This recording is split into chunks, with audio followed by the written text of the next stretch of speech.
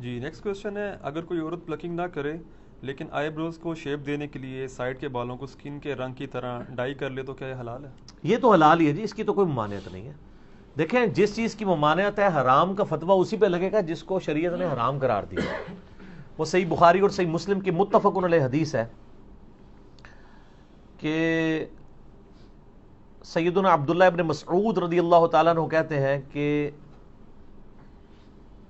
اللہ تعالیٰ نے لعنت فرمائی ہے ایسی عورتوں پر جو گندواتی ہیں یعنی ٹیٹو بناتی ہیں، یعنی جسم میں کھدائی کرا کے سیاہی ڈال کے نشان بنانا، جس طرح کئی فٹ بالرز نے بنائے ہوتے ہیں اور افریقن لوگوں نے، آپ نے دیکھا نا انہوں نے ٹیٹو بنائے ہوتے ہیں، یہاں پہ بھی لوگ یہاں پہ بنوا لیتے ہیں ٹیٹو اس طریقے سے۔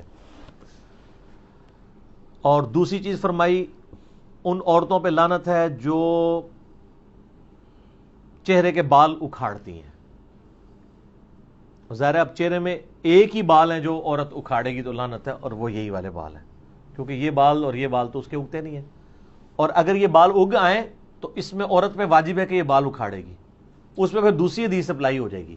بخاری اور مسلم میں حدیث ہے ان عورتوں پہ لعنت جو مردوں کی مشابہت کرتی ہیں، اور ان مردوں پہ لعنت جو عورتوں کی مشابہت کرتے ہیں۔ تو چونکہ عورت کی اب داڑھی نہیں ہوتی تو اگر اس کی داڑھی نکل آئے تو اب اس کے لیے ضروری ہے کہ اس کو اکھاڑے، یا اس کے لیے ایسی کریم استعمال کرے کہ وہ بال جھڑ جائیں تاکہ اس کی مردوں سے مشابہت نہ ہو۔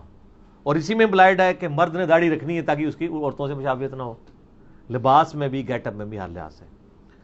تو دوسری وہ عورت جو چہرے کے بال اکھاڑتی ہے، اور تیسری وہ عورت جو دانتوں میں گیپ بنواتی ہے خوبصورت دکھنے کے لیے، یعنی نبی اسلام کے مبارک زمانے میں یہ سارے معاملات چلتے تھے۔ یہ حدیث عبداللہ ابن مسعود نے بیان کی، بخاری مسلم دونوں میں آتا ہے۔ تو ایک عورت ان کے پاس حاضر ہوئی، اس نے کہا کہ میں نے سنا ہے کہ آپ یہ کہتے ہیں کہ اللہ نے لعنت فرمائی ہے ایسی عورتوں کے اوپر، تو میں نے تو پورا قرآن پڑھا ہے، مجھے تو کہیں نہیں ملا یہ چیز۔ ہائے ہائے ہائے ہائے، سر وہ پاکستانی عورت نہیں سی نا عاشق رسول، جو نہ دی عاشق رسول، نہ قرآن پڑھا نہ حدیث پڑھا، عاشق رسول۔ اس نے واقعی قرآن پڑھا تھا، اس کا بہت بڑا کلیم تھا۔ ہمارے تو حکمرانوں کا یہ حال ہے کہ قرآن کو حدیث کہہ کے، حدیث کو قرآن کہہ کے بیان کر رہے ہوتے ہیں، اور کئی چیزیں قرآن حدیث میں ہوتی نہیں ہیں اور وہ کہتے ہیں اللہ نے فرمایا ہے۔ ٹھیک ہے، میں آپ کو سائملٹینیس کنٹراسٹ بتا رہا ہوں۔ اور اس عورت نے آ کے صحابی کو کہا کہ جی میں نے قرآن پورا پڑھا، اس میں تو کہیں نہیں لکھا ہوا۔ تو انہوں نے فرمایا تم نے قرآن غور سے نہیں پڑھا، قرآن میں کیا تم نے یہ آیت نہیں پڑھی، وما آتاکم الرسول فخذوہ وما نہاکم عنہ فانتہوا، جو رسول اللہ دیں وہ لے لو، جس سے رسول اللہ صلی اللہ علیہ وسلم روک دیں اس سے رک جاؤ۔ حالانکہ یہ آیت تعویل خاص کے اعتبار سے مال غنیمت کے بارے میں تھی، لیکن سیدنا عبداللہ بن مسعود رضی اللہ تعالیٰ نے اسے جنرلائز کیا۔ تو انہوں نے کہا یہ آیت پڑھی ہے نا، تو میں نے رسول اللہ صلی اللہ علیہ وسلم سے خود سنا ہے کہ ان عورتوں پہ لعنت جو یہ تین کام کرتی ہیں، تو گویا اللہ ہی نے لعنت کی ہے نا۔ جب رسول اللہ صلی اللہ علیہ وسلم کوئی بات دے رہے ہیں، وہ اپنی مرضی سے تو نہیں دے رہے، نبی شریعت ساز تو نہیں ہوتا، شریعت تو اللہ کی بنائی ہوتی ہے، نبی تو اللہ کے اذن سے وہ شریعت پبلک تک پہنچا رہا ہوتا ہے۔ تو اس عورت نے آگے سے کہا کہ آپ کی بیوی بھی یہی کرتی ہے۔ یہ آخری حال ہوتا ہے نا کسی کے بارے میں، پرسنل اٹیک۔ تو آج بھی اگر کوئی آپ پہ پرسنل اٹیک کرے تو غصے نہ ہوا کرے، کرنے دیں، کیا فرق پڑتا ہے۔ صحابہ کرام پہ بھی لوگوں نے کیا، اور نیکوکار لوگوں نے کیا، یہ نیکوکاری تھی نا عورت۔ تو انہوں نے آگے سے کوئی غصہ نہیں کھایا، انہوں نے کہا جاؤ اندر میری بیوی کو دیکھ لو جا کے۔ انہوں نے کہا تمہاری بیوی بھی ایسے ہی کرتی ہے نا، یعنی وہ بھی پلکنگ کرتی ہے۔ تو وہ اندر گئیں وہ، اور واپس آئیں تو شرمندہ تھی۔ انہوں نے کہا نہیں آپ کی بیوی ایسا نہیں کرتی۔ پھر عبداللہ ابن مسعود نے ایک جملہ بولا، انہوں نے کہا کہ اگر ایسا کرتی ہوتی پھر وہ ابن مسعود کی بیوی نہ ہوتی۔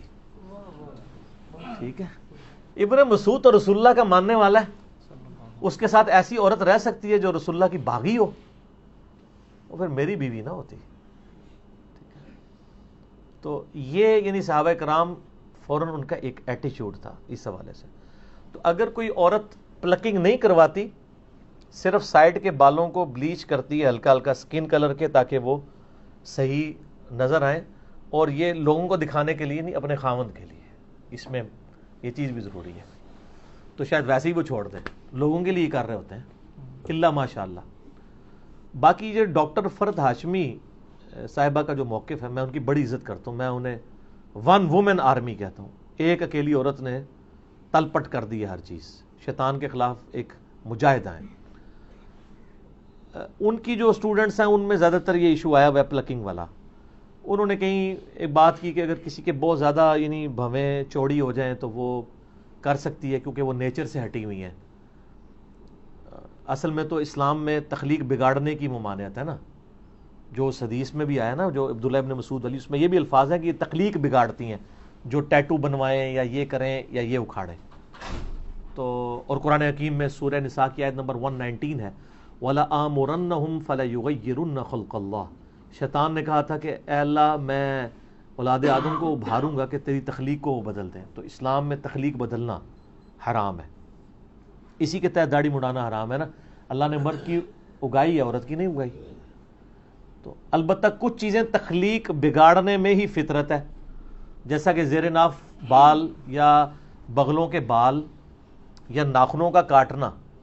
اب یہ اللہ کی تخلیق کو آپ بگاڑ رہے ہیں، لیکن یہ فطرت ہے، یہاں پہ اس کو بگاڑنا فطرت ہے، ختنہ کروانا بگاڑنا ہے، لیکن وہ فطرت ہے، اس کا حکم علیحدہ سے آ چکا ہے۔ وہ بخاری مسلم میں حدیث ہے کہ فطرت میں جو ہے وہ 5 چیزیں داخل ہیں، مونچھوں کا پس کرنا، ناخنوں کا کاٹنا، زیر ناف بال اور بغلوں کے بال جو ہے ان کو اکھاڑنا اور خطرہ کرنا، وہ ایک الگ سے ایک مسئلہ ہے۔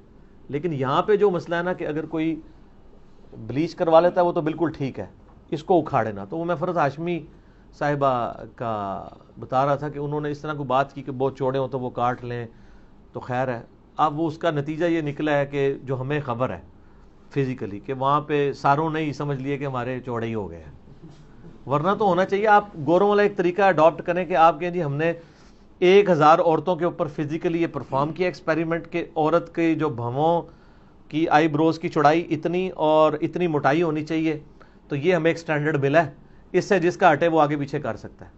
ہر کسی کو یہی نظر آ رہا ہے، اور عجیب جو ہے وہ جننیاں بنی ہوئی ہوتی ہیں، ٹھیک ہے نا، خام خواہ۔ اور پھر یہ بھی لوگوں نے دماغ میں ڈال دیا کہ جس نے ایک بار کر دیا ہے تو وہ پتہ نہیں اب دوبارہ نہیں۔ میری وائف تو شادی سے پہلے نہیں کرتی تھی، ایک آدھ دفعہ اس کی سہیلیوں نے زبردستی اس کے ساتھ یہ معاملہ کیا تو شادی کے بعد آج 14 سال ہو گئے، کوئی فرق نہیں پڑتا۔ ایویں خام خواہ یعنی لوگوں کے دماغ میں ڈالا ہوا ہے۔ تو وہ بلیچ کر لیں، اس سے بہتر ہے۔ بلیچ کرنے میں کیا ہوتا ہے کہ صرف وہ کلر چینج ہوتا ہے سکن والا، بال ادھر ہی موجود ہوتے ہیں لیکن دیکھنے میں نظر نہیں آ رہے ہوتے۔ تو یہ بھی یعنی ایک آئی بروز کو شیپ دینے کا ایک طریقہ ہے، لیکن یہ جائز طریقہ ہے کیونکہ اس میں آپ بال اکھاڑ کوئی نہیں دیں۔ تو لہٰذا شریعت کا جو فتویٰ ہے نا وہ اس سے اٹھ جائے گا۔ فتویٰ لگانے کے لیے منوان ویسی چیز ہونا ضروری ہے۔ اور یہاں پہ میں ایک ضمناً ایک بات بتا دوں، صحیح بخاری اور صحیح مسلم میں حدیث ہے کہ نبی صلی اللہ علیہ وآلہ وسلم نے بالوں کی جو چٹیا ہے نا، یعنی اس میں پرانگدہ، بالوں کا پرانگدہ کرنے سے بھی منع فرمایا ہے۔ یعنی کوئی عورت بالوں کا پرانگدہ نہیں کر سکتی۔ جو چٹیاں بناتے ہیں نا تو عموماً ہماری عورتیں تو جو بوڑھی عورتیں ہیں وہی استعمال کرتی ہیں، یعنی انہوں نے وہ اون کا یا وہ دھاگے کی بنی ہوئی ایک چٹیا ہے وہ ساتھ جوڑ لیتے ہیں، وہ تو بالکل جائز ہے۔ لیکن عورت کے بالوں میں دوسری عورت کے بالوں کا کرنا یہ حرام ہے۔ یہ چونکہ اکثر لوگ مسئلہ پوچھتے ہیں تو میں ضمناً بتا دیا کہ جس پرانگدے کی ممانعت آئی ہے احادیث میں وہ بالوں کا ہے۔ بلکہ صحیح مسلم میں حدیث ہے کہ حضرت معاویہ رضی اللہ تعالیٰ عنہ جب شام سے مدینہ شریف آئے تو انہوں نے ایک خطبہ دیا، اس میں انہوں نے ایک بہت بڑی چٹیا اپنے ہاتھ میں اٹھائی تھی۔ انہوں نے کہا کہ لوگوں تمہارے علماء کدھر چلے گئے ہیں؟ کیا رسول اللہ صلی اللہ علیہ وسلم نے ان چیزوں سے منع نہیں کیا تھا؟ اور میں دیکھ رہا ہوں کہ تم لوگ یہاں پہ مدینہ شریف کے اندر یعنی باقاعدہ اس کو یعنی یوز کیا جا رہا ہے۔ تو یہ باقاعدہ انہوں نے اس کو کنڈیم کیا کہ نبی علیہ السلام نے اس چیز کی ممانعت فرمائی ہے۔ البتہ جو عام پرانگدے ہیں وہ بالکل درست ہیں۔ اسی طریقے سے اگر کسی کے بالکل سر کے بال ختم ہو گئے ہیں مرد کے، اور سر کے اوپر وہ وگ لگانا چاہتا ہے بشرطے کہ وہ دھوکہ دے کے کوئی رشتہ نہ کرنا چاہ رہا ہو اس کی وجہ سے، تو وگ لگانے کی بھی اجازت ہے۔ اور جو پرماننٹلی فکسڈ وگیں ہیں ان میں آپ کو وضو کرنے کے لیے، غسل کرنے کے لیے اس کو اتارنے کی بھی ضرورت کوئی نہیں ہے کہ آپ کہیں کہ میں اتاروں گا۔ اس طریقے سے اب تو خیر اس سے بھی اچھی چیز آ گئی ہے، یعنی ہیئر ٹرانسپلانٹ والا مسئلہ ہے، وہ تو ویسے ہی ٹھیک ہے، وہ آپ کے اوریجنل بال ہیں وہ لگا دیے جاتے ہیں، اس میں تو ویسے کوئی ایشو نہیں ہے۔ تو یہ میں نے ساتھ ساتھ کچھ مسائل تھے جو اس سے ریلیٹڈ وہ میں نے بتا دیے تاکہ ایشو اس حوالے سے ریزالو ہو جائے۔ لوگ پوچھتے رہتے ہیں سوال اکثر، میری کوشش ہوتی ہے جو اس سے ریلیٹڈ چیزیں وہ ساتھ ساتھ بیان کر دی جائیں تاکہ کوئی مسئلہ نہ ہو. ٹھیک ہو گیا. علی بھائی، اسی میں ضمناً سوال ہے، عورت یا مرد کے لیے ہاتھوں یا ٹانگوں سے بال ریموو کرنا کیا یہ بھی جائز ہے؟ اس کی کوئی حرمت اس طریقے سے تو آئی نہیں ہے کہ کوئی کہے کہ ہاتھ اور بال یعنی پاؤں کے بال ریموو کرنے کی کوئی مانعت ہو، لیکن اس کے ہم میڈیکلی تو نقصانات ہی دیکھ رہے ہیں. وہ ایک بار کرتے ہیں، پھر بار بار ان کو مصیبت سے گزرنا پڑتا ہے. اور مجھے بتائیں، یہ ٹانگیں جو ہیں اس طریقے سے بال ریموو کر کے اس میں سے کیا نکالنا ہے کسی نے؟ یہ ٹانگوں کے بال ریموو کر کے ان عورتوں نے پھر ٹخنوں سے اوپر شلواریں کرنا شروع کر دی تھی اپنی وہ نمائش کرنے کے لیے. تو اس طریقے سے ہاف سلیپ پہننا شروع کر دی، لوگوں کے دکھانے کے لیے وہ کر رہی ہوتی ہے نا. اگر وہ کہتا ہے خامدوں کے لیے کر رہی، خامند ہی عورتیں گال کوئی نہیں مننی ہے. ٹھیک ہے. اور مجھے حدیث یاد آ گئی، بخاری مسلم میں حدیث ہے، نبی صلی اللہ علیہ وآلہ وسلم نے فرمایا کہ مجھے اللہ تعالیٰ نے جہنم دکھائی تو میں نے اپنی امت کی عورتوں کی اکثریت جہنم میں دیکھی. استغفر اللہ، اللہم اجرنا من النار، آمین. تو اس لیے کہ یہ ناشکری ہیں. تو صحابہ نے کہا علیہم رضوان کہ یہ اللہ کی ناشکری کرتی ہیں؟ ان کا نہیں، اللہ کی نہیں کرتی، اپنے خامدوں کی کرتی ہیں. اور نبی علیہ السلام نے اس کے اوپر جو جملہ ارشاد فرمایا بڑا زبردست ہے. آپ فرمایا ان عورتوں کا یہ حال ہے، اگر پوری زندگی ان کا مرد ان کے ساتھ حسن سلوک کرتا رہے اور کبھی کوئی مسئلہ چھوٹا سا بھی مس ہینڈل ہو جائے تو یہ کہتی ہیں جب سے تیرے پاس آئی ہوں میں نے سکھ کا ایک دن بھی نہیں دیکھا. یہ نبی علیہ السلام نے ارشاد فرمایا، اور بخاری مسلم دونوں میں یہ حدیث ہے. تو اچھا، یہ حدیث آپ یاد رکھیں، آپ کو بڑا مزہ آئے گا. میری بیوی جب میرے ساتھ لڑ رہی ہوتی ہے تو میں فوراً یہ حدیث یاد کرتا ہوں اور مسکراتا ہوں. تو وہ پوچھتی ہے کیوں؟ میں نے کہا مجھے وہ نبی علیہ السلام کی بات یاد آ گئی. آپ نے فرمایا تھا کہ یہ عورتیں ایسے ہی کہتی ہیں کہ صبح کا ایک دن بھی نہیں گزارا. تو بالکل وہ نظر آ رہا ہے.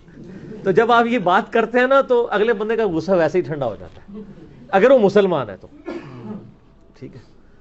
تو اس حوالے سے یعنی ان چیزوں کو بھی دیکھنے کی ضرورت ہے. تو آپ کی بات کا جواب اس میں کور ہو گیا؟ جی جی جی ٹھیک ہو جی. اچھا، اذان عصر کا وقفہ کر لیتے ہیں انشاءاللہ، باقی اذان عصر کے وقفے کے بعد.